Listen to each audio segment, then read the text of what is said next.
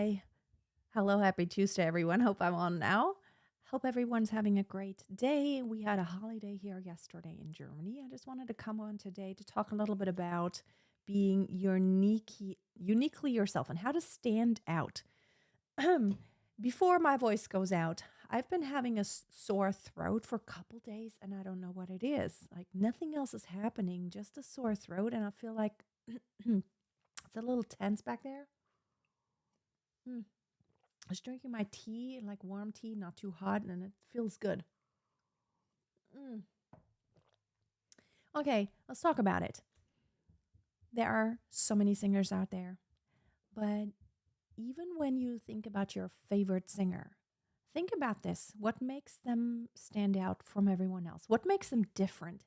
Now, of course, the coolest thing about being a singer is that your voice is definitely different from anyone else's. It's just like your looks, even if someone is a model, what sets you apart is just being you. So that's the first thing that totally sets you apart because no one else is you.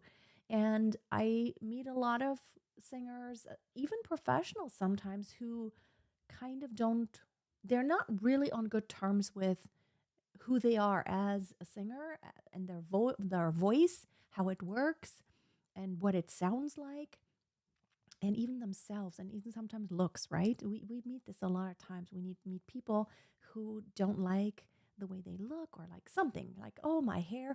Here's the funniest thing because my daughter, she has hair like me.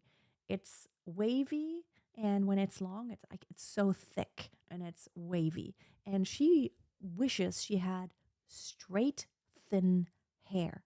And I told her, like, you don't even know. They're going to all envy you later on. She's about to be 12, but I told her, like, they're going to envy you. Have you ever gone to the store and seen a shampoo that says for thinner hair? So you get thin hair. Instead, all you see is like more volume. It's for more volume, have fuller hair. And I told her, it's like, you're just wishing for that because it's not what you have. We always kind of wish it's always the saying, like, the grass is always greener on the other side, right? And I'm going to read your comments in just a minute here, but I wanted to get through this here. The grass is always greener on the other side, and it always seems like everything is more attractive. That is not what we have right now. That is true for a lot of things, like even material things that we don't have, that we wish to have. And then once we have them, it's like, it's okay for a while, and then we want something else. So we always wish for the thing that we don't have. But you have to get to the point, even as a vocalist, as an artist, to be very happy and content with what it is that you have. Because the truth is, as a singer, and even when it comes to looks, even as a model, if you were a model, I mean, there are things you can do. You can work out, you can sculpt your muscles, but there are certain things you can't change. I mean, like the way your features and just the way you look, the proportions of everything. I mean, like your face, your lips. Certainly nowadays you can change a few things, but it's really not desirable. For me, changing something is equal to not being okay with what you have, which that's a problem. I feel very strongly about God didn't make a mistake. Whether you want to call it God or nature, whatever it is, whatever you believe in, but there's not a mistake. You are who you are because that's who you're supposed to be. Don't wish for someone else. Now, let's get back to that topic of like, how do you truly stand out? Now, first of all, you have to come to terms with who it is that you are. He literally apologized to his audience. It's like, I'm sorry. I don't like this. It's all about the music. Like, don't look at me. It's like, I hate attention. Don't do it. So, yeah, it seems like I just got thrown off because it says slow connection. It seems to be okay now. Even Freddie Mercury, I mean, look how he then, later, after doing this for a while, after being on stage, and after learning that it is so amazing what he does and so unique, and that everyone does love him and what he does and the music and his voice, you do start to develop that confidence of you didn't hear it once, you heard it many, many times that actually you are unique and you're amazing and you're awesome. And then you start believing it. And he became, I mean, look at his performances later, toward the end of his life. very confident party animal, literally. And it's not because he suddenly changed who he was, but it's because he was stepping into that, like, this is who I am and this is good and it's okay who I am and everyone seems to love it. So I'm going to deliver on just being me and just enjoying being me. You have to get to that point of enjoying being yourself. If you don't enjoy being yourself and feeling the feelings that you feel as you sing, and having the voice that you do have as you sing, it's going to be really hard to convince anyone else of, oh, this is good, what is happening. So you're going to have to start accepting yourself first of all. And the thing is that, yes, there are always things. I mean, it's like the model thing, right? We can work on our body, and if there are some things that we can change that are changeable, we certainly can do that. And that doesn't mean you never stop growing. You don't stop growing. That is true even. I mean, I work out, and I'm in this phase of life right now where I am, like a little more than 2 years after the twins were born. And I can honestly say, like, my body is not what it was before.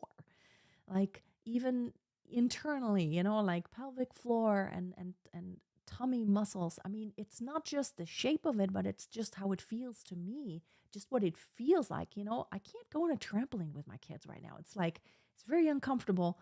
So, I will answer that in just a second. Hold on, about me moving to the US.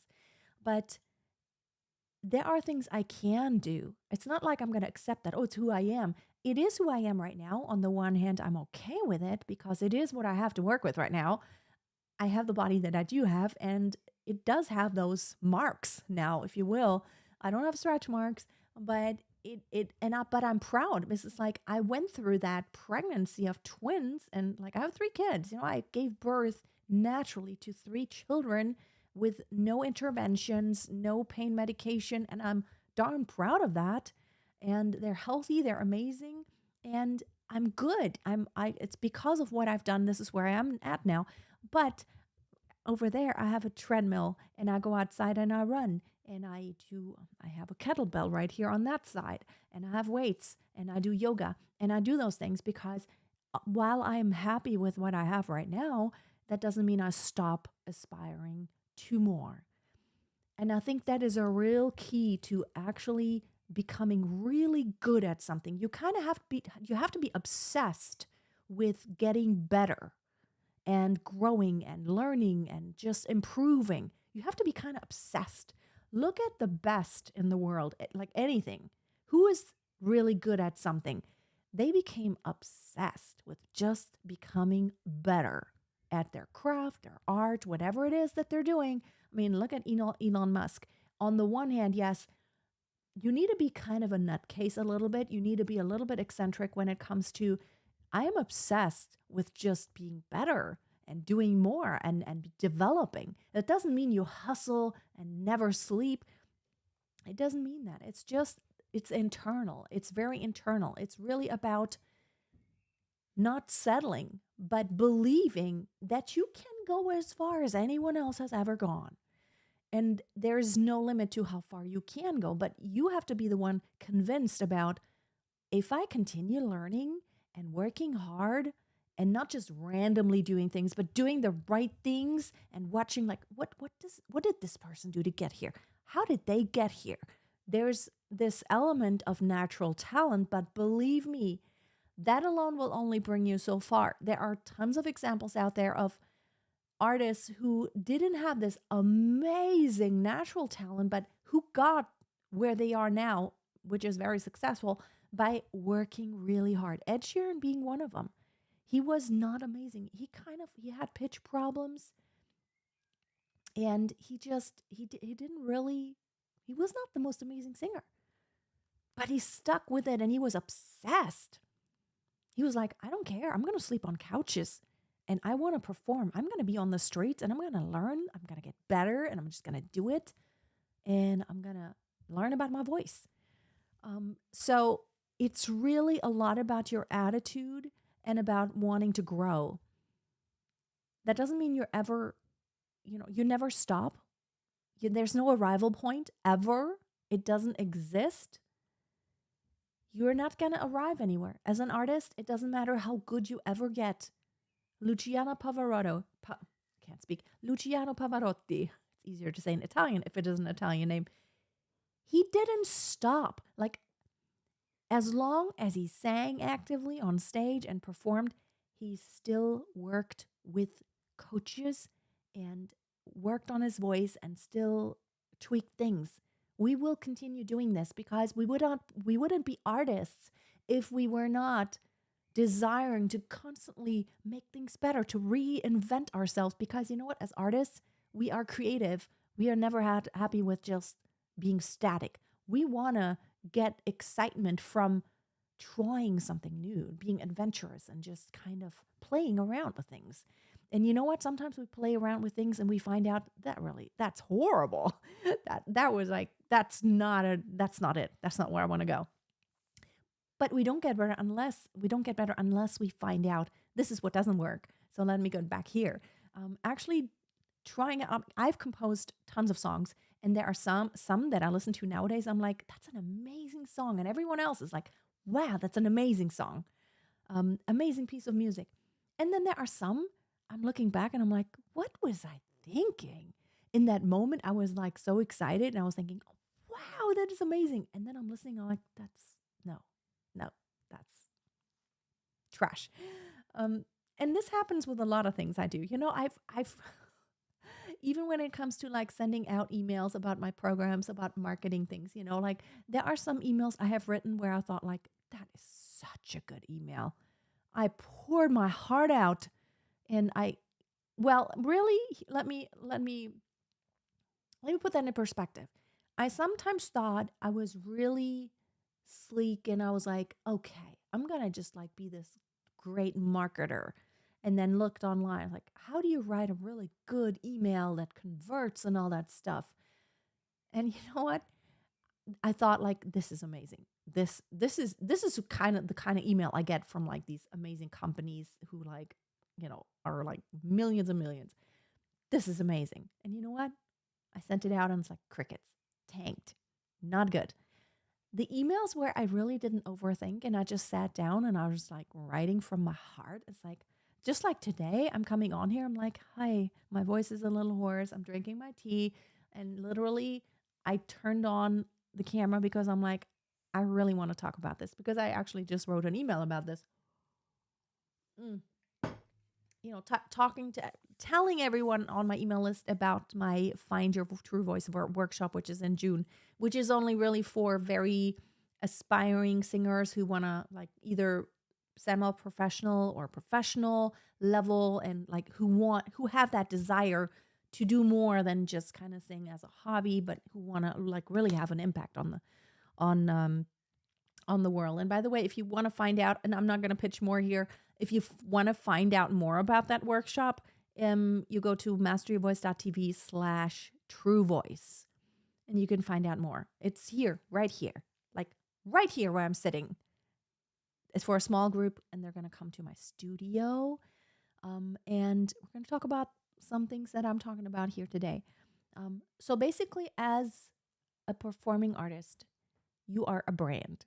You have to be known for something. Think about it. Lady Gaga, she's known for being so versatile and like really she could do anything. She could act, she can sing, really anything, a lot of different things.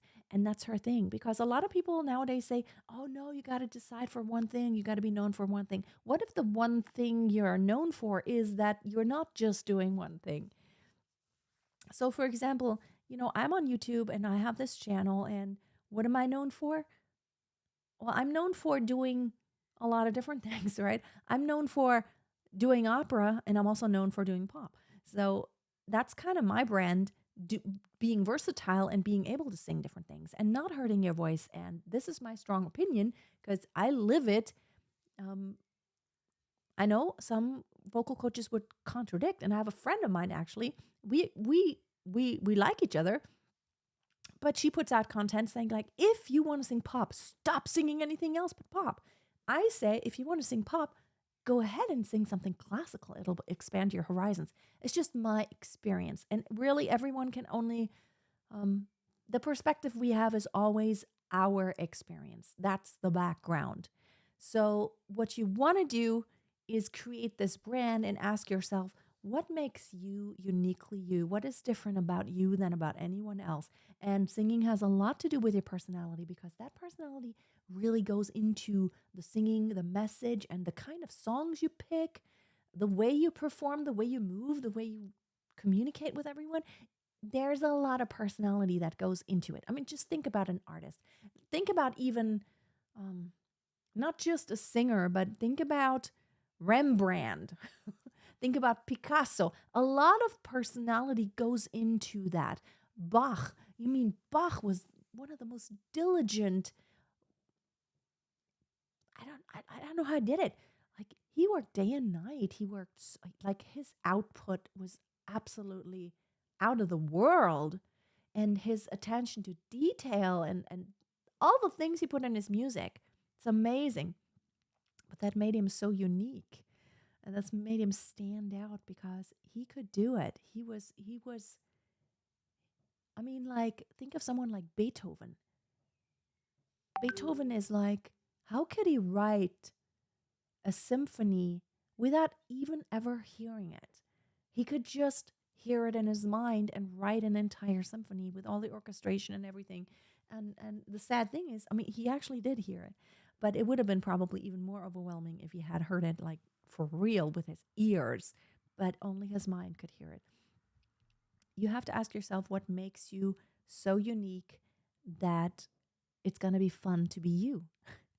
Really, it's not fun to try to be anyone else. It's not fun. It doesn't work and it's not fun. It's not fun for everyone else and it's not fun for you.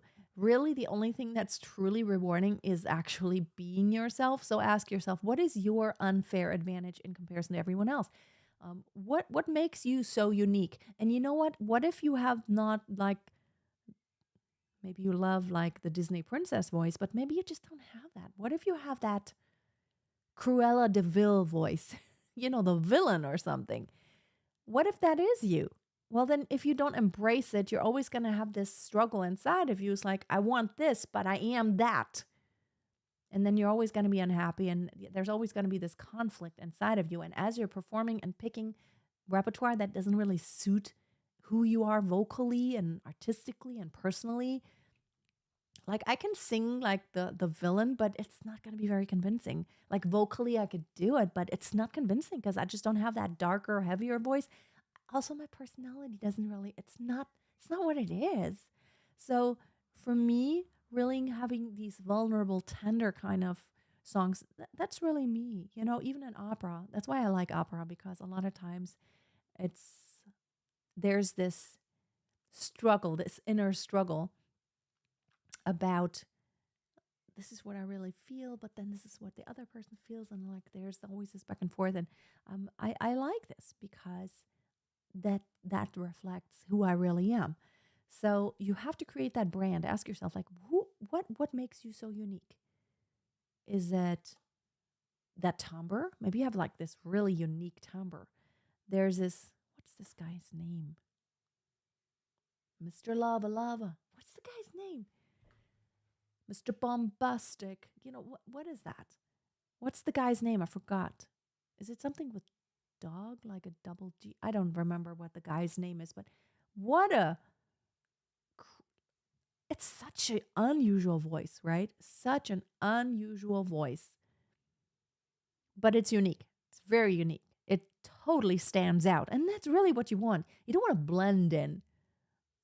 If you're an artist, you want anything but to blend in. You could still sing in a choir and blend with a choir, but then when you sing as a soloist, you don't want to blend in. You don't want to blend in. You want to be unique. You want to stand out, and you want to have some edges.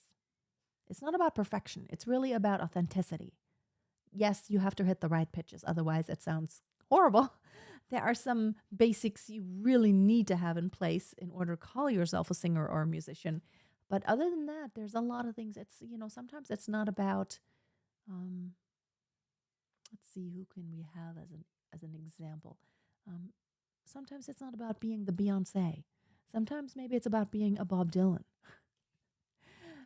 Very different artists, but both have like this uniqueness and they can capture someone's attention. Shaggy, that's what it's called. It was something with a double G. Shaggy, yeah.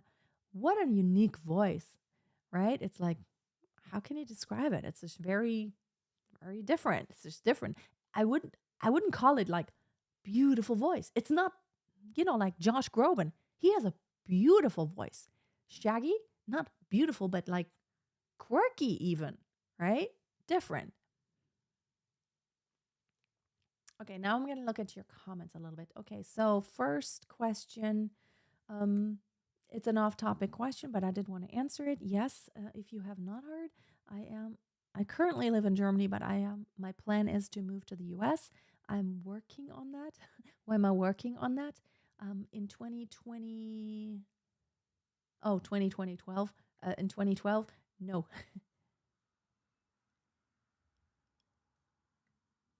no, I was not in. Oh, in 2012. Let's see, 2012. In 2012, I was not in the US. In 2012, my daughter was born, my oldest daughter was born. But I used to live until 2005, for 6 years before that. I used to live in the Dallas Fort Worth area. And that's what I'm planning to move back to. It's like in the next 2 years. I'm currently working on all the things that I need to get done before I can get my visa. I'm not going to have a green card this time. I had a green card last time because I was married to a Texan for 12 years. Um, I haven't lived there for many years, so of course, I don't have permanent resident status anymore. And this time I'm going to have a very specific visa, and it has to do with my business, and I'm preparing everything. I have to like kind of bring my business over there and to the US. Oh no, today is not my birthday, but next Thursday is my birthday. May 30th is my birthday. Um all right. Janet, nice that you're here. Yeah, loving life is really important. And I think sometimes, loving life doesn't mean you never experience pain. I think especially as a musician you have to kind of have these like in German, there's this, we call it himmelhoch jauchzend, zu Tode betrübt, which means like going like you have the happiest of happiness, but then you also have like the depth of despair, which doesn't last a long time, but it's really important to kind of have all those feelings as an artist. You can't be blah. You have to kind of have the highs and lows because that's what music is all about. It's all about the highs and lows. Okay, let me. Crystal? Which crystal is that? Is that our crystal? Because we have a crystal on the team, Freya. Okay, let me check because I'm here. I'm live on YouTube, on Facebook, and on Instagram at the same time with consistent you. Consistency is really important. Thank you so much. It's easy to be consistent with something that you really love doing. And I love running my business. I love teaching singing and everything on the back end. I really love this. Let me scroll here. Oh, thank you so much, Anna. Oh, my daughter is like, okay, I'm going to have to wrap it up because she's in front of the door. I locked the door so that the twins can't get in because my babysitter's upstairs with them. Weather has been really, really bad. Um, Uganda, awesome. Well, okay, I'm not going to answer any like really general singing questions. Go to my YouTube channel, How to Sing High Notes or High Pitches. I have several videos about that. Yeah, you're not going to sound your favorite singer probably, but you can emulate their technique. You can learn from them. That doesn't mean you copy them. You just learn what they do well. And yeah, Thanks for hanging out today, everyone. Just wanted to get that out, and I might go live again this week if I have a chance. Oh, we have had so many holidays, but I feel like my voice is just getting a little more strained now because of my sore throat. I hope it's not going to go out. I have to create videos tomorrow. I have like so much to do. Thanks, everyone, for hanging out. I will see you in the next one. Bye bye.